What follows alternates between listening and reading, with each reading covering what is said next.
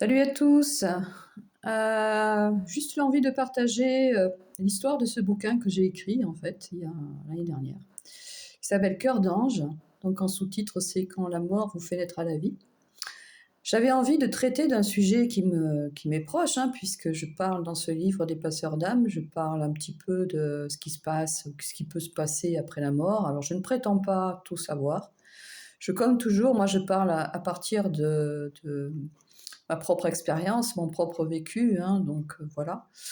Et voilà, bah écoutez, j'avais envie de parler de ça, j'avais envie de parler d'un sujet qui est pas drôle du tout, mais bon, de le traiter de façon un peu plus légère. Enfin, je sais pas si ça peut être traité légèrement, mais en tout cas de le traiter de façon moins dramatique. Hein, je parle du suicide.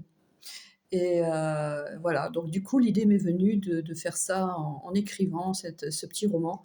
Parce que c'est un roman, une petite histoire entre une femme qui perd le goût de la vie et un fantôme qui vient la visiter.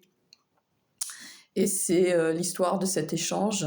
Voilà. Alors l'écriture, elle est peut-être surprenante pour certains parce que c'est un dialogue entre l'héroïne, entre guillemets, et, euh, et directement avec le lecteur. Et elle parle de façon très ordinaire, entre guillemets, très, voilà, c'est du langage parlé. Et puis, alors, par contre, que le fantôme, lui, il parle de façon très littéraire. Voilà. Mais je vous laisse découvrir ça si le cœur vous en dit. J'ai glissé là-dedans, dans ce roman, vraiment des petites infos par rapport à ces deux sujets. Enfin même trois sujets d'ailleurs, la réincarnation, passeur d'âme et puis le suicide. Voilà, et puis en même temps, c'est une très très belle histoire d'amour euh, intemporelle. Ça, c'est pas moi qui le dis, ce sont les personnes qui l'ont lu. Voilà.